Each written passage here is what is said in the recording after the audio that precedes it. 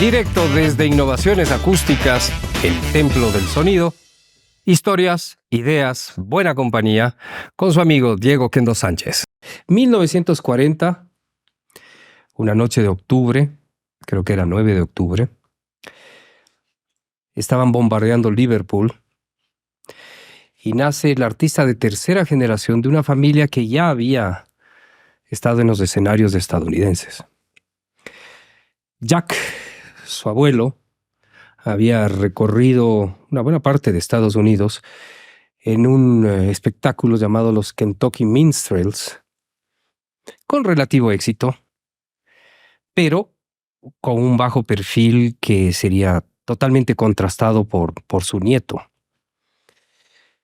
El padre de este muchacho que nace en medio de los bombardeos, Freddie, era una especie de Fred Astaire británico, del puerto de Liverpool, provinciano.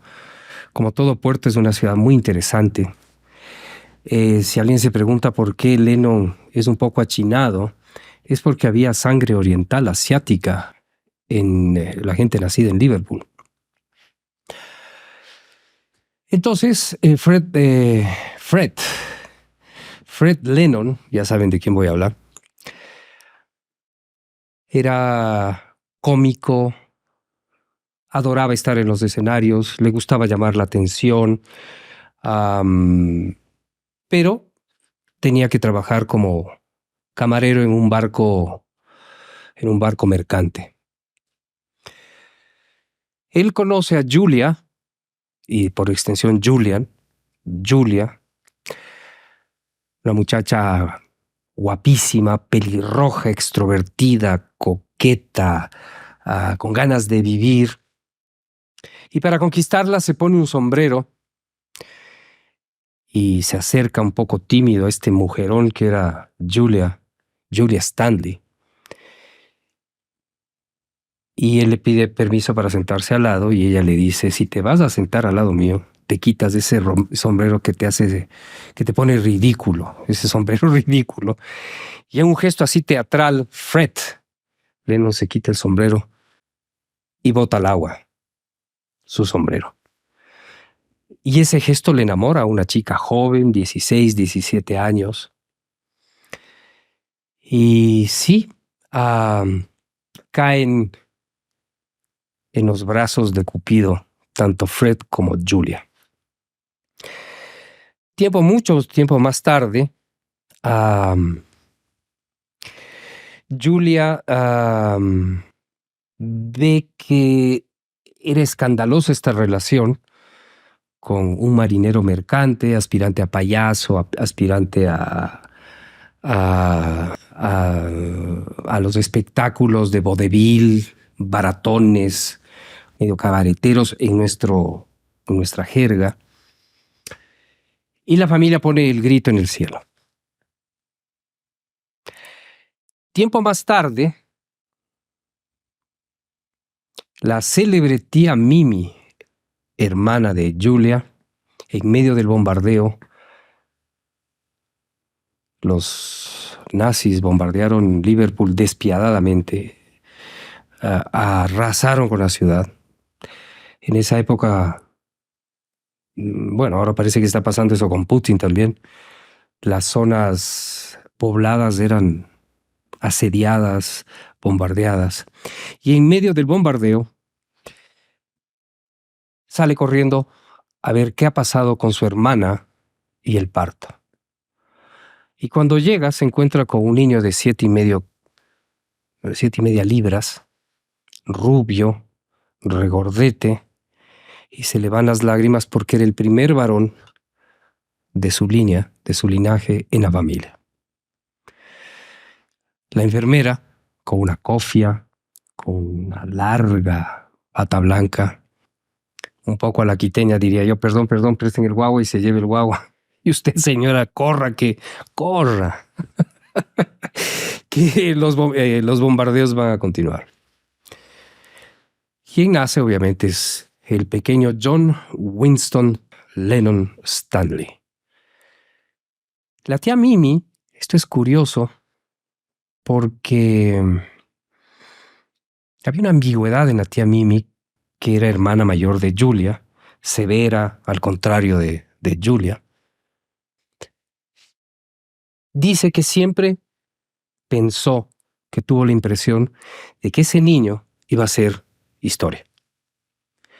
Lo que contradice un poco sus palabras años más tarde, cuando le gritaba a Johnny Silver era su seudónimo, ya les contaré, y de dónde viene el nombre de una célebre banda underground británica, neoyorquina.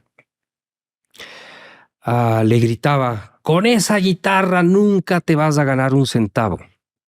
Incluso cuando ya habían los Beatles reconstituido a la economía británica, la tía Mimi seguía pensando que Lennon jamás se ganaría la vida con esa guitarra. Bien, estos son puntas de ovillo, estas son puntas de ovillo de lo que vendrá más adelante. Fred, para ganarse la vida, tenía que hacer viajes largos y al poco tiempo de ser padre, él se embarca en el Queen Elizabeth en un viaje muy largo y no logra establecer un contacto muy directo con su hijo. Pero, contrariamente a lo que se dice que él le abandonó a John, él adoraba a su hijo. Él quería ser padre de su hijo, adoraba a Julia. Pero resulta que en uno de estos viajes largos regresa y Julia, tan díscola, tan jovial, tan rock and roll, creo que por ahí le venía el lado rock and roll a Lennon, no le cuidó las espaldas. Y claro, este matrimonio nunca tuvo viento a favor, porque la tía Mimi decía que Fred no merecía a su hermana.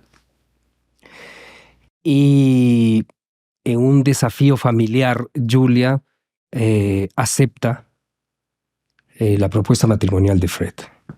Fred no tenía un centavo encima, fue donde su hermano Sidney para que sea el testigo, y el testigo tuvo que poner 1 libra para que su hermano se pudiera casar.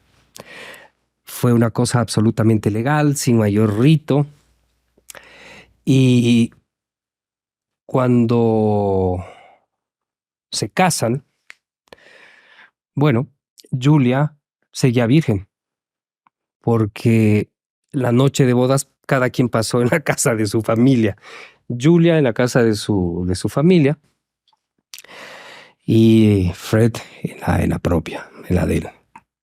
Claro que Julia llega y dice: para quienes me desafiaron, quiero que sepan que estoy casada. Grito en el cielo. Bien, pasó el tiempo, Fred se embarca y cuando regresa con la misma frivolidad, Julia le dice: estoy embarazada. Y este milagro, pero no de ti, obviamente. Y en ese momento Fred, que parecía un hombre, que era un hombre bondadoso en realidad, que podía irritarse, pero no hasta la violencia, claro, se siente ofendido y trata de quedarse con su hijo, con John. John estaba chiquitito. Estoy mezclando un poco las etapas. Ya Lennon tenía 4 años. Y Fred dice: no tengo otra opción que llevarme a mi hijo, y piensa llevarse a Nueva Zelanda. Así empiezan los devaneos familiares de John Lennon, que tiene frases demoledoras como, por ejemplo: perdí a mi madre 2 veces. En una próxima emisión les contaré por qué decía eso. Y adoraba a su padre, pero adoraba a su padre porque era un hombre tierno, cariñoso, era un hombre de espectáculo, era un hombre que tenía cierta tendencia a lo cómico. No sé si ustedes han visto videos de Lennon en los que Lennon hace muecas, baila. Eso le venía en la sangre por el lado de Fred. Y Fred no encuentra otra opción que tratar de llevarse a su hijo.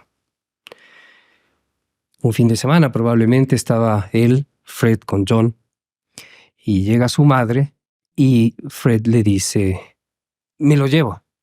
Y Julia, más bien agradecida, dice, bueno, llévatelo. Pero imagínense a un niño de 4 años, le impone la decisión de, John, ¿con quién quieres irte? ¿Con tu padre o con tu madre? Y John, que adoraba a su padre, inmediatamente se aferra a su padre y dice, me voy con mi papá. Julia, yo diría que más bien aliviada por la decisión del pequeño John, se levanta y dice, ¿estás segura? ¿Estás seguro? Sí, estoy seguro. Se empieza a alejar y el pequeño John se va en lágrimas, sale corriendo y le dice, no, yo quiero irme contigo. Y en ese momento desaparece de la vida de John, su padre, Fred. Y pocas semanas después, Julia, que ya tenía otra pareja, ya le había dado una hermana a John. Espero no estar cometiendo un anacronismo en este sentido. Lo que hace es dejarle donde la tía Mimi a John. Y hasta que John cumple 12, 13 años, la tía Mimi solía decirle, tu madre vive muy, muy, muy lejos. Y no era cierto. Vivía a 2 o 3 kilómetros. Y durante 8 años, Lennon no vio a su madre. Y por supuesto tampoco a su padre. Así empieza la historia de uno de los grandes genios de la música, Jack Lennon. Su abuelo ya recorrió los Estados Unidos en los años 90 del siglo XIX. Y cuando regresa un Lennon a Estados Unidos es para conquistar todo Estados Unidos. Hacia el 65,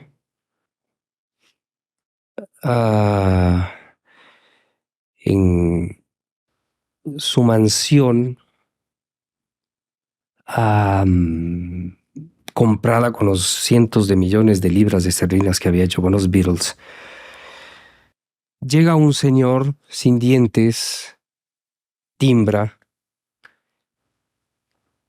le anuncian que es su padre, y lo único que Lennon dice cuando le ve a su padre, ¿qué quieres?